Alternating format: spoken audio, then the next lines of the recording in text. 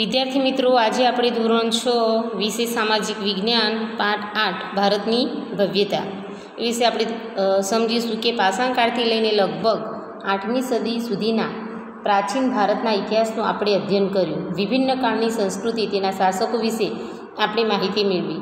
ભારત એક ઉપખંડ જેટલું મોટું રાષ્ટ્ર છે. પ્રાચીન કાળથી અનેક જાતિ પ્રજાતિઓ સમૂહો આ દેશની સમૃદ્ધિથી આકર્ષાઈ આ દેશમાં આવતા રહ્યા છે, જેના કારણે ભારતીય સંસ્કૃતિમાં વિવિધતાનો સંગમ રચાયો છે. જવાહરલાલ નહેરુ, જેને વિવિધતામાં એકતા કહે છે, તેવા આ મહાન દેશની કલા અને સ્થાપત્ય તથા સમાજ જીવનની આપણે માહિતી મેળવીશું, જેનાથી પ્રાચીન ભારતની પ્રજાના ગૌરવશાળી વારસાની આપણને માહિતી મળી શકે. સૌથી પહેલાં આપણે જોઈશું કે પ્રાચીન ભારતની ખેતી. આપણે દૈનિક જીવનની મોટાભાગની ખોરાક માટેની તેમજ વપરાશની વસ્તુઓ આપણે શેમાંથી મળે છે? ખેત પેદાશમાંથી મળે છે. ખેતીની શરૂઆત પ્રાચીન ભારતમાં થઈ હતી. તે સમયમાં પણ ખેતી માટે વિવિધ ઓજારો અને સિંચાઈની વ્યવસ્થા હતી. પ્રાચીન સમયમાં ઘઉં, જવ, ડાંગર, જુવાર, બાજરી, તલ, વટાણા વગેરેની ખેતી થતી હતી. હવે આપણે જોઈશું કે ઓજારો, એ વખત ઓજારો શું હતા એમ. હડપ્પા સંસ્કૃતિમાં ખેત પેદાશોમાં હળ અવશેષો મળ્યા નથી, પરંતુ હળ આકારનું રમકડું મળ્યું છે. તેથી જાણી શકાય છે કે તેઓ ખેતીમાં હળનો ઉપયોગ કરતા હશે. આશરે 2500 વર્ષ પહેલાંના સમયથી ખેતી માટે લોખંડમાં સાધનોનો ઉપયોગ વધતો જતો. તેમાં જંગલો સાફ કરવા માટે કુહાડીઓ, હળના ફણા એટલે કે ફાલનો પણ સમાવેશ થાય છે. આ ઉપરાંત દાતરડું, કુહાડી તેઓ પરિચિત હતા, એનાથી પરિચિત હતા.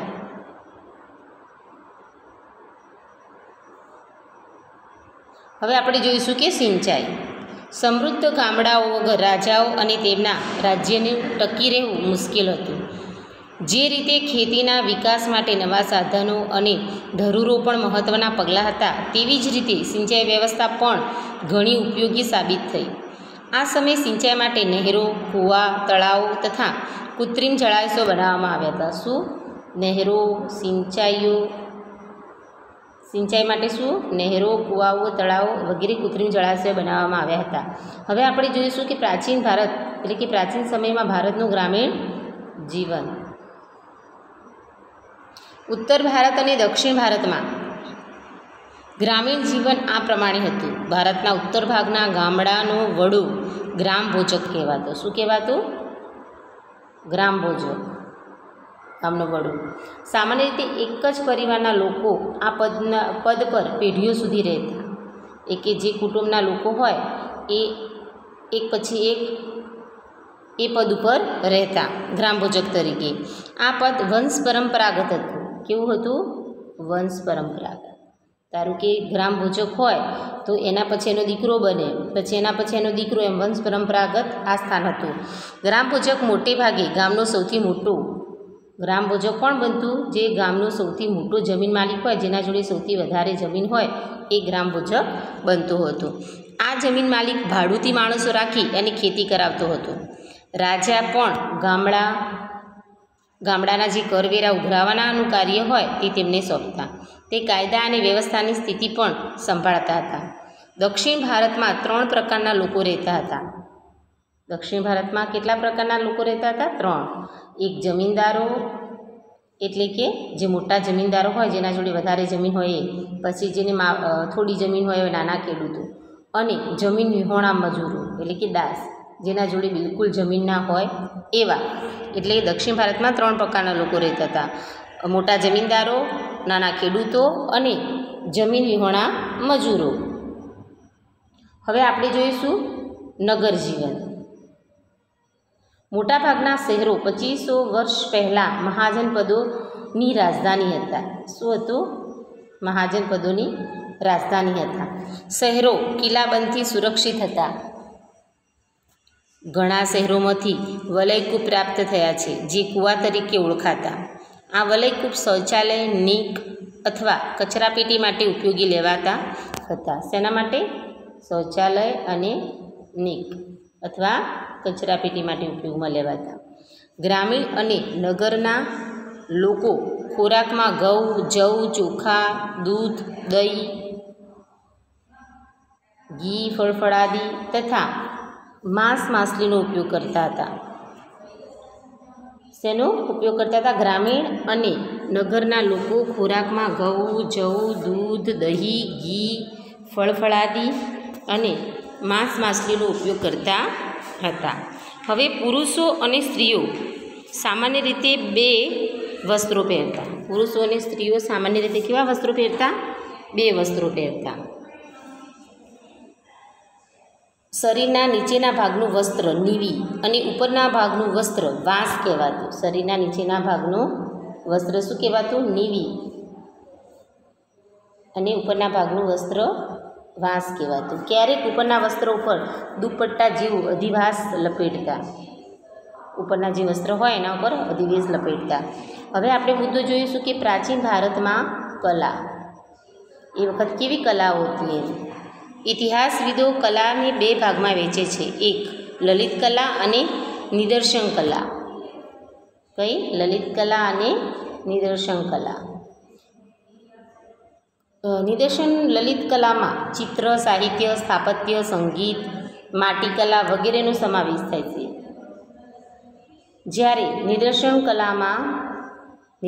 લલિત કલા બે ભાગ હતા. એમાં લલિત કલામાં ચિત્ર, સાહિત્ય, સ્થાપત્ય, સંગીત, માટીકલા વગેરેનો સમાવેશ થાય છે અને નિદર્શન કલામાં નૃત્ય, નાટકોનો સમાવેશ થાય છે.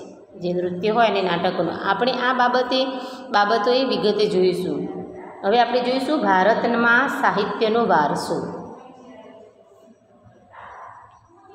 કે ભારતીય સાહિત્ય ધાર્મિક, ધર્મેન્દ્ર અને વિદેશી મુસાફરોના વર્ણનો એમ ત્રણ ભાગમાં વહેંચવામાં આવ્યું છે. સાહિત્ય ધાર્મિક, ધર્મેન્દ્ર અને વિદેશી મુસાફરોના વર્ણનો એમ ત્રણ ભાગમાં વહેંચવામાં આવ્યું છે. કેટલા ભાગમાં? ત્રણ ભાગમાં.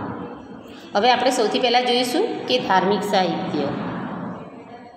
કે ભારતમાં સૌથી પ્રાચીન ધાર્મિક સાહિત્યમાં વેદોનો સમાવેશ થાય છે. શેનો સમાવેશ થાય છે? વેદોનો.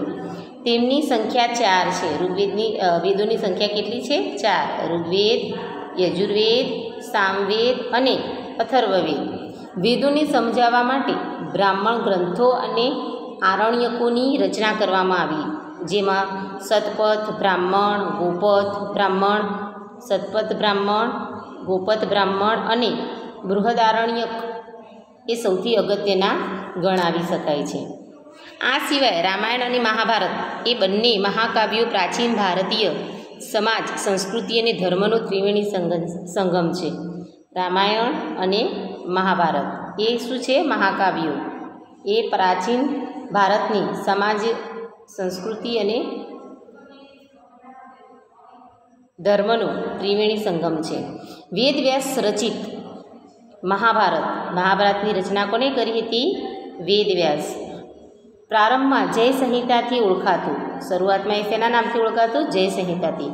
જે વિકસતા જતાં 1,00,000 શ્લોકોનું મહાભારત બન્યું.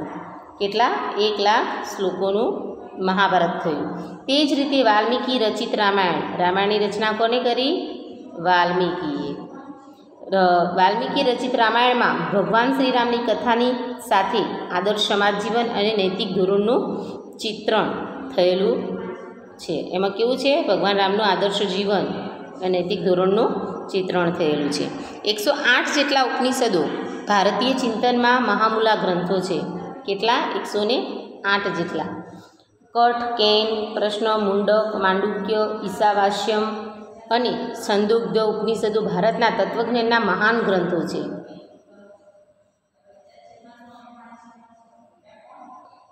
ભારતના તત્વજ્ઞાનના મહાન ગ્રંથો છે. આ શું છે? ભારતના તત્વજ્ઞાનના મહાન ગ્રંથો. પુરાણોની સંખ્યા કેટલી છે? 18 જેટલી છે. જેમાં વિષ્ણુ પુરાણ, ગરુડ પુરાણ, વાયુ પુરાણ અને મત્સ્ય પુરાણ તેમજ ભાગવત વિશિષ્ટ ગ્રંથો તરીકે પ્રખ્યાત છે. તેમજ જે ભાગવત છે એ વિશિષ્ટ ગ્રંથ તરીકે પ્રખ્યાત છે. બૌદ્ધ અને જૈન ધર્મના મહાન ગ્રંથોમાંથી આપણને સમાજ જીવન અને ધર્મની માહિતી મળે છે. બૌદ્ધના મૂળ ગ્રંથોને ત્રિપિટક કહેવામાં આવે છે. બૌદ્ધના જે મૂળ ગ્રંથો છે એને શું કહેવાય?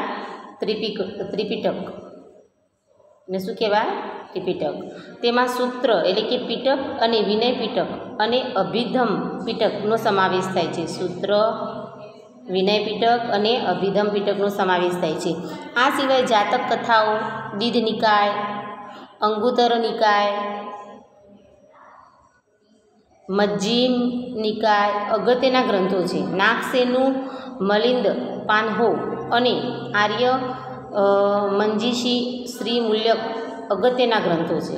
નાગસેનનું મલિંદ પાન્હો અને આર્ય મંજીશીનું શ્રીમૂળ કલ્પ એ અગત્યના ગ્રંથો છે. કેવા છે? અગત્યના મુખ્ય બૌદ્ધ ગ્રંથો છે. તિબ્બત ભાષામાં બૌદ્ધ ગ્રંથની કજાર અને તંજર બે સંહિતા પ્રસિદ્ધ છે. કઈ? કજાર અને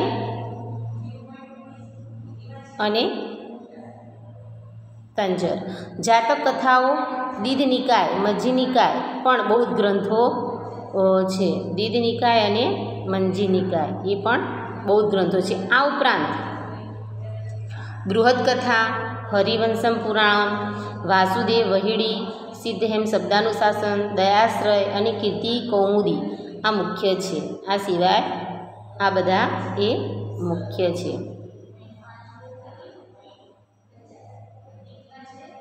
જૈન ગ્રંથોનો આગમ ગ્રંથો પણ કહેવામાં આવે છે. જૈન ગ્રંથોને શું કહેવાય? આગમ ગ્રંથો પણ કહેવામાં આવે છે. આવા આગમ ગ્રંથોની સંખ્યા 12 છે. કેટલી છે? 12. જૈન ધર્મનું પ્રાચીન સાહિત્ય 14 પર્વ અને 12 અંગમાં વહેંચાયેલું છે. 14 પર્વ અને 12 અંગમાં વહેંચાયેલું છે. મુખ્ય ગ્રંથોમાં આગમો અને આચારંગ અને વૈતાલિક, દશાવૈતાલિક સૂત્ર અગત્યના છે. મુખ્ય ગ્રંથમાં શું આવશે? આગમો, આચારંગ, વૈતાલિક અને દશાવૈતાલિક સૂત્ર. હવે આપણે જોઈશું કે ધર્મેન્દ્ર સાહિત્ય. મુદ્દો જોઈશું ધર્મેન્દ્ર સાહિત્ય, જેમની વિષય વસ્તુ ધર્મની બહાર છે. જેની વિષય વસ્તુ શું છે? ધર્મની બહાર. તેવા સાહિત્ય ગ્રંથો ધર્મેન્દ્ર સાહિત્ય તરીકે ઓળખાય છે. ધર્મેન્દ્ર સાહિત્ય તરીકે ઓળખાય છે, જેની વિષય વસ્તુ ધર્મની બહાર હોય. તેમાં મોટે ભાગે કાવ્યો, નાટકો, પ્રશસ્તિઓ, વ્યાકરણ ગ્રંથો, એમાં શું જોવા મળે છે? નાટકો, કાવ્યો, પ્રશસ્તિઓ, વ્યાકરણ ગ્રંથો, પછી સ્મૃતિઓનો સમાવેશ થાય છે. આ સ્મૃતિઓ એ ભારતના કાયદા ગ્રંથો છે, જેમાં મનુસ્મૃતિ, યાજ્ઞવલ્ક્ય સ્મૃતિ અને નારદ સ્મૃતિનો સમાવેશ થાય છે. કૌટિલ્ય અર્થશાસ્ત્ર પણ કાયદા ગ્રંથ છે.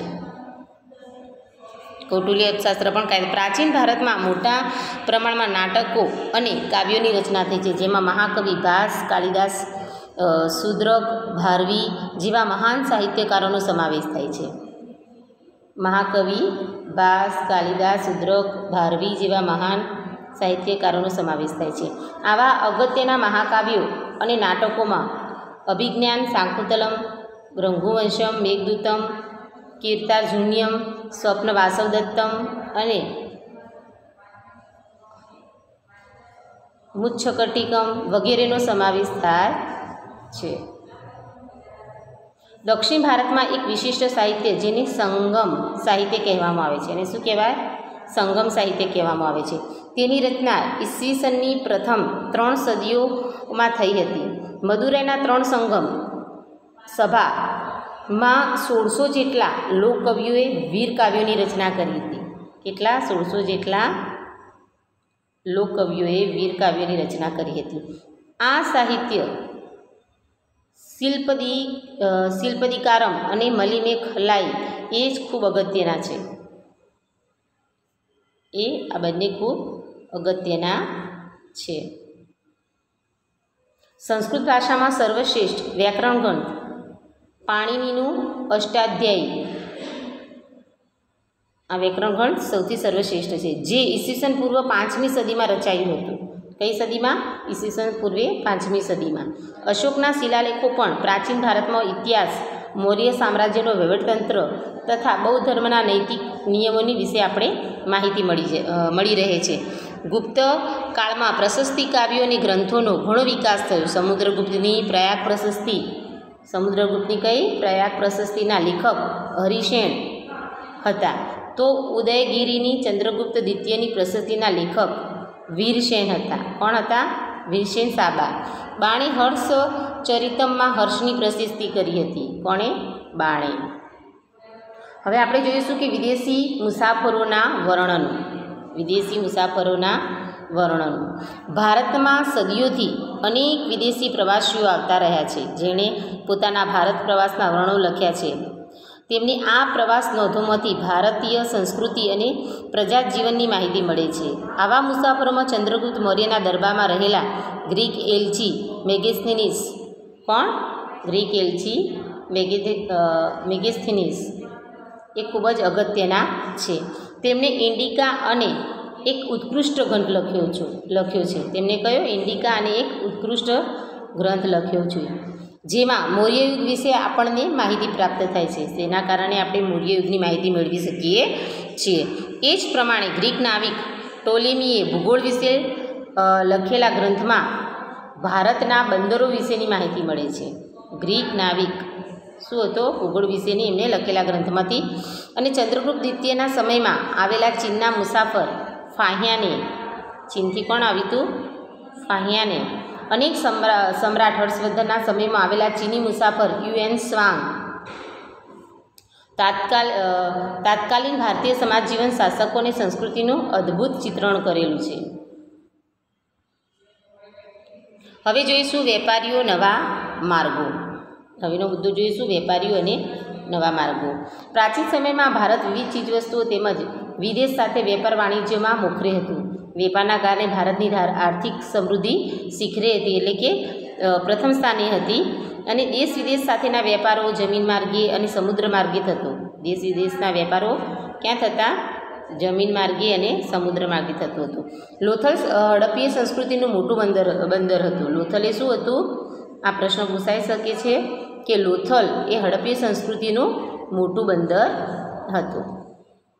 લોથલમાં બંદરની ગોદી, ડોકયાર્ડ, વહાણ, ધક્કા અને વખારના અવશેષો મળ્યા છે.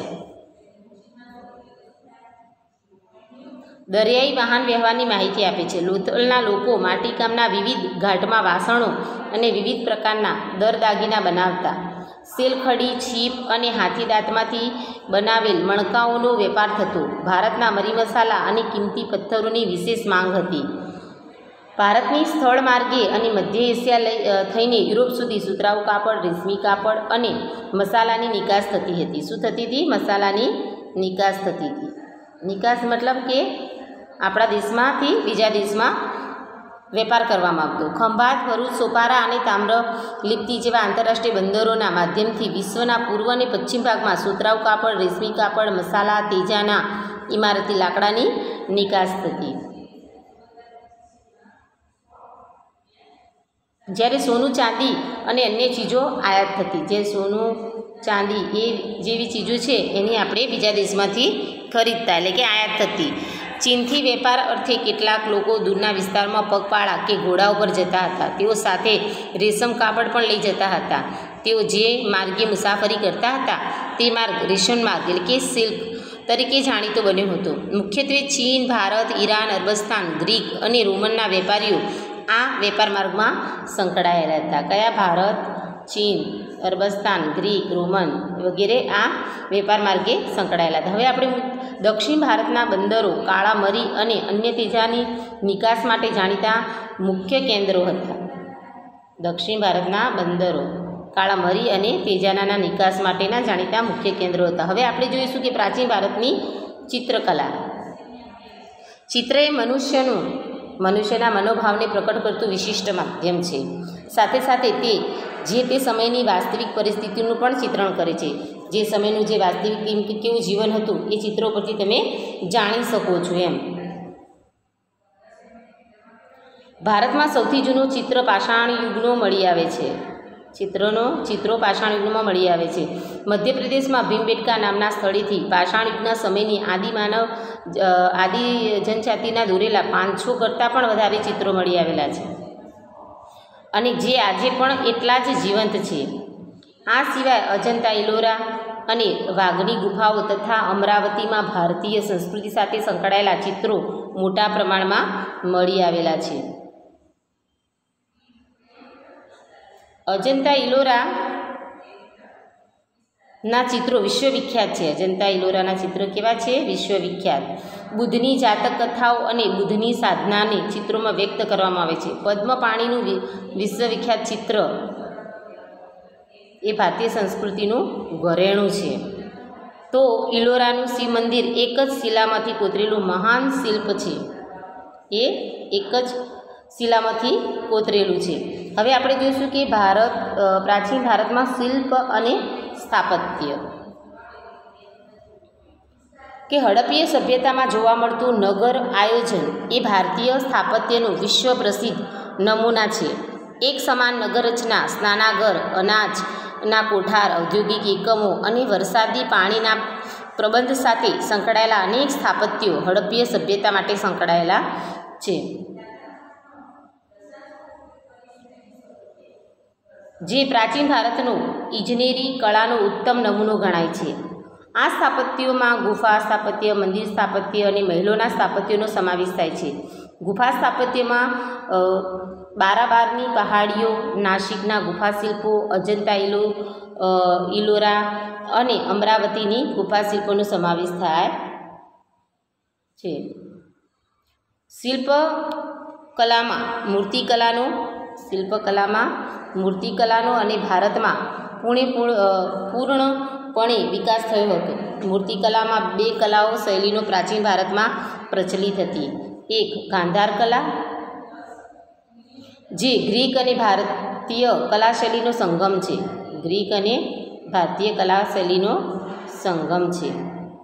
સંગમ હતી. અને ઉત્તર પશ્ચિમ ભારતમાં અફઘાનિસ્તાનમાં આવેલા તક્ષશિલા અને ગાંધારમાં આ કલા શૈલીના અનેક નમૂના મળ્યા છે. તેમાં બુદ્ધની મૂર્તિઓ મોટા પ્રમાણમાં બની હતી. બુદ્ધની વિશાળ પ્રતિમાઓ આ કલા શૈલીમાં બામિયાન એટલે કે 4 સડ્ડામાં જોવા મળે છે. અને બીજું કે અન્ય કલા શૈલી સંપૂર્ણ ભારતીય છે, જે મથુરા કલા તરીકે ઓળખાય છે. મથુરા કલા તરીકે ઓળખાય છે. તેમાં પણ સૌપ્રથમ બુદ્ધની મૂર્તિ બની. ત્યારબાદ મથુરા કલા શૈલીમાં હિન્દુ દેવ દેવતાઓની મૂર્તિઓ બનવા લાગી. સૌપ્રથમ કોની? બુદ્ધની મૂર્તિ બની. અને અમરાવતી, અજંતા, નાસિક, સારનાથમાં પણ મૂર્તિકલાના નમૂના પ્રાપ્ત થયા છે. હવે આપણે જોઈશું સ્તૂપો અને વિહારો. બૌદ્ધ ધર્મના સ્થાપત્યમાં સ્તૂપ, ચૈત્ય અને વિહારોનો સમાવેશ થાય છે. ગૌતમ બુદ્ધના નિર્વાણ બાદ તેમના જીવનમાં યાદગીરી રૂપે સ્તૂપ નિર્માણ થયું અને સૌપ્રથમ વજ્જી સંઘમાં આ સ્તૂપોનું નિર્માણ થયું. સ્તૂપ એટલા નાના અને ગુંબજ આકારનું એટલે કે અંડાકાર સ્થાપત્ય, જેમાં મધ્યમાં બુદ્ધના અવશેષોનું ડાબડામાં રાખવામાં આવતા અને બૌદ્ધ ધર્મીઓ ત્યાં ધ્યાન ધરતા. પછીથી સ્તૂપો ભારતમાં મોટા પ્રમાણમાં બનવા લાગ્યા, જેમાં અશોકનો સાંચીનો સ્તૂપ, લુંબીનો સ્તૂપ, પછી સારનાથનો સ્તૂપ એ અગત્યનો છે. અશોક પછીના સમ્રાટોએ પણ સ્તૂપનું નિર્માણની પરંપરા જાળવી રાખી. સાંચીના સ્તૂપ ફરતે કાષ્ઠ નિર્માણ કરવાનું કાર્ય સુસંગ વંશના રાજાએ કર્યું હતું. કનિષ્ઠે પુરુષપુર એટલે કે પેશાવર આ એક વિશાળ સ્તૂપ, જેને શાહજી કી ડેરી કહેવામાં આવે છે. શું કહેવામાં આવે છે? જેને શાહજી કી ડેરી, તેનું નિર્માણ કરાવ્યું હતું. સ્તૂપની આસપાસ પ્રદક્ષિણા પથ પણ હોય છે. ચૈત્યો પણ પછીથી બૌદ્ધ કલાનું બહુ જ મોટું કેન્દ્ર બન્યા. ચૈત્યો ગુફાની જેમ પર્વત કોતરીને બનાવવામાં આવતા. ચૈત્યોના ગુફામાં જ હારબંધ સ્તંભો, દરવાજા, વિશાળ પ્રાર્થના મંડપ વગેરે કોતરીને તેને મંદિરોનો આકાર આપવામાં આવતો હતો તથા પ્રાર્થના ગૃહ તેમજ તેનો ઉપયોગ થતો. સ્તંભો ઉપર બારીક કોતરકામ કરવામાં આવતું. શું કરવામાં આવતું? બારીક કોતરકામ. અમરાવતી, ભોજ, કાર્લેના ચૈત્યો વિશ્વવિખ્યાત છે. અમરાવતી, ભજ અને કાર્લેના ચૈત્યો વિશ્વવિખ્યાત છે. બૌદ્ધ અને જૈન સાધુઓને રહેવા માટે પર્વત કોતરીને ગુફાઓ બનાવવામાં આવતી અને તે સ્થળો વિહાર તરીકે ઓળખવામાં આવતા. શું? ગુફાઓ પર્વતને કોતરી નાખવામાં આવતો અને અંદર ગુફાઓ બનાવવામાં આવતી, તેને વિહારો તરીકે ઓળખવામાં ઓળખાતા. જૈન અને બૌદ્ધ સાધુઓ આ વિહારમાં રહીને અધ્યયન કરતા અને યુએન સાંગે ઉત્તર ભારતમાં અને ગુજરાતમાં 100 જેટલા વિહારો હોવાનું નોંધ્યું છે. જૈન સ્થાપત્ય કલા સાથે પણ મૂર્તિઓ અને વિહારો જોડાયેલા છે. શ્રાવણ બેલગોડામાં આવેલી ગોમતેશ્વરની જૈન મૂર્તિ વિશ્વવિખ્યાત છે. જૈન ધર્મના સાધુઓ અને બૌદ્ધ ભિક્ષુકોના નિવાસ માટે પહાડોમાં સંખ્યાબંધ ગુફાઓ બનાવવામાં આવતી હતી. આવી ઘણી ગુફાઓ ગુજરાતમાં પણ આવેલી છે, જેની માહિતી આપણે લઈશું. હવે આપણે જોઈશું કે શિક્ષણનો વારસો મુદ્દો જોઈશું કે હડપ્પીય સભ્યતાના વિસ્તાર અને તેની વિકસિત નગર વ્યવસ્થા જોતાં એમ કહી શકાય કે ભારતમાં ઉચ્ચ શિક્ષણ અને ટેકનિકલ શિક્ષણ 4000 વર્ષથી અપાઈ રહ્યું છે. કેવું ઉચ્ચ શિક્ષણ અને ટેકનિકલ શિક્ષણ 4000 વર્ષથી અપાઈ રહેલું છે. મોહેંજો-દડોમાંથી શિક્ષણ સંસ્થા અવશેષો મળી આવ્યા છે. મોહેંજો-દડોમાંથી શેના અવશેષો? શિક્ષણ સંસ્થાના. અને આ સભ્યતા કાશ્ય સભ્યતા તરીકે ઓળખાતી. કેવી? કાશ્ય સભ્યતા તરીકે. તેઓ કાંસુ બનાવવાની ટેકનોલોજી જાણતા હતા. કાશ્ય સભ્યતા એટલે કે કાંસુ બનાવવાની ટેકનોલોજી. આમ કહી શકાય કે રસાયણશાસ્ત્રનો વિકાસ થયો હશે. કિલ્લા, મકાનો, સ્નાનાગર, રસ્તા, સિવિલ એન્જિનિયર તંત્રનો વિકાસ દર્શાવે છે. અને કાપડ વણાટ અને વહાણવટાનો વિકાસ દર્શાવે છે કે આંતરિક ઇજનેરી તંત્ર હડપ્પીય સંસ્કૃતિના સમયથી ભારતમાં પાંગરતું રહ્યું છે. પ્રાચીન ભારતમાં શિક્ષણ અપાતી 5 વિદ્યાપીઠો. કેટલી? 5 વિદ્યાપીઠો, જેને આપણે યુનિવર્સિટી કહી શકીએ, તેમાં અવશેષો મળી આવ્યા છે. ઉત્તર પશ્ચિમ ભારતમાં ગાંધાર ક્ષેત્ર પાસે તક્ષશિલા મહાન શૈક્ષણિક તીર્થસ્થાન હતું અને અહીં નીતિશાસ્ત્ર, સંસ્કૃત, વ્યાકરણ, ખગોળ,